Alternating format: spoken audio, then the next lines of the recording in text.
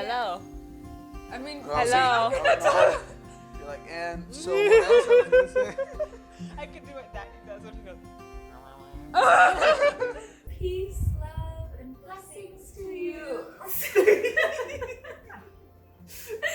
Oh my goodness, what an amazing trip that my husband and Paul have been on. We're here live with my sister Isabelle. It's been definitely a long time since our last set apart episode, and me and Paul keep thinking about what to do next, but we're saying our farewells to my sister, and I was like, let's record an episode. So I just wanted to introduce my sister. Hello. She just did her first profession of vows yesterday, and talk about a life of being set apart, of answering the Lord's call and saying yes. And so this is a chair of those who are on their vocations. Oh yes, vocational panel. Couch. So yeah, maybe you can just talk about the vocation. She's leaving to go to Austria. Yes. And we're live on the TUR Mother House campus, so that's really exciting. So the spirit is here. Yeah. Tell us. So yes, I just professed my first vows yesterday. There's first vows and there's final vows. My final vows will probably be 4 to 6 years from now, but first vows still has eternal repercussions, and I vowed poverty, chastity, and obedience, ultimately in imitation of Jesus, who was poor, chaste, and obedient to the Father, to his Father.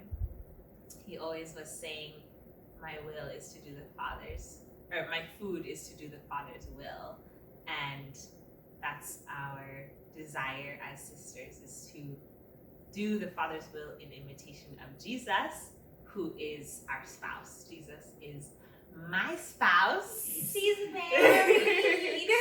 And religious profession is kind of an oomph to baptism, your baptismal call.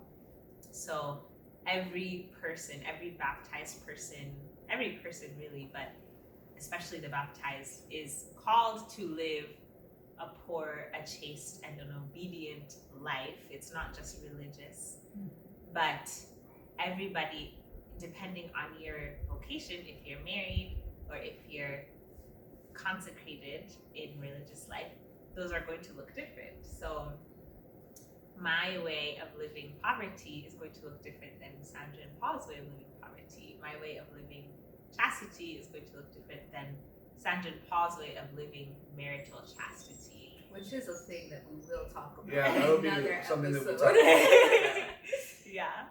Yeah. And then same with obedience. My way of being obedient to God is going to be different than being how Sandra and Paul are obedient to God. But ultimately, we're all living the counsels, but I am living the counsels as vows. So there's kind of like an extra gravity to it. And now that I've completed the stage of being a novice, which was kind of the practice training stage of being a baby sister. And how long was that? 2 years of being a novice. And there was 1 year of postulacy? Yes, so 1 year. When I first got to religious life, it was 1 year of postulacy, which was like my transition year, basically like, what's going on? You need time to transition from the world. So I wasn't called sister. I didn't have a sister name. I didn't have a veil. I just wore very simple clothing. That was 1 year. And then the second and third year was when I received my veil, and I received simple novice garb, but it wasn't technically called habit yet. And now I'm actually in full habit, which is the word that we use for the clothing that a religious wears. It's called a habit. Yeah. You want to talk about the meanings of Yeah. the rope and Not the rope, the cord. The The cord. cord. I Don't messed get that that up so many twisted. times. The cord. Can you hold my Oh mug? yes. So this is a Franciscan cord.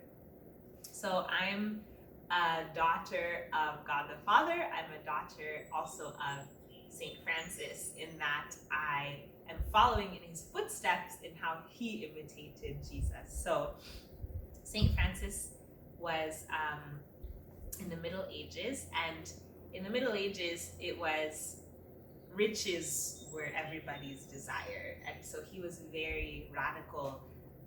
He had a conversion. He had a very strong encounter with God. He wanted to be a knight. He wanted to go into battle and have nobility and win a noble lady. And when he was on his way to battle on a horse with full armor, he heard the voice of God saying, "Who will you serve?" And he turned back from battle, which back in the day was extremely scandalous, because it was like, you're a coward turning back from battle. And he began to pursue Lady Poverty.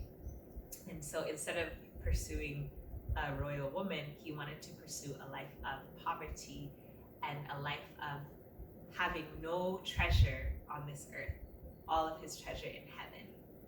And one of the ways he did that was wearing very poor clothing. He actually wore wool, but it was undyed wool, so it would have been like a grayish, brownish color, which is part of the reason why we wear a simple gray color. Gray also symbolizes penance and conversion. And then instead of wearing a leather belt, which at the time was very common for people to wear, he tied around his waist a rope. And the rope was, again, a symbol of kind of being drawn by the cords of God, like his life was no longer his own, but also the 3 knots in the rope. He wanted to live poor, chaste, and obedient. So that's what he did. He tied the 3 knots in the rope. So the cord is the official name of this, and it has the 3 knots in it that symbolize chastity, poverty, and obedience. And it's a good, like, concrete reminder, of course, for other people, because they'll see me wearing it, but it's such a good reminder for me of, like, these are my vows now, this is my life now. Yeah, like you carry your vows with you wherever you go. Every day, yeah. And this is who I am.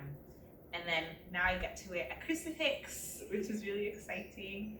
And actually, if I could stand up and show you, the whole habit creates a cross when I stand up and open my arms. It's okay. It's really cool. We could put it I on can there. put a We could put it picture. on there We for took them. the picture. We'll put the Yeah. picture, yeah. So it creates a cross, and it's a special shaped cross called a Tau cross, which is particularly Franciscan. It's a sign of conversion. So I'm covered, I'm taking on my cross every day, I'm tying my vows around me every day, and I have my beloved on my heart every day. So yeah. Do you mind sharing what happened when you put it on?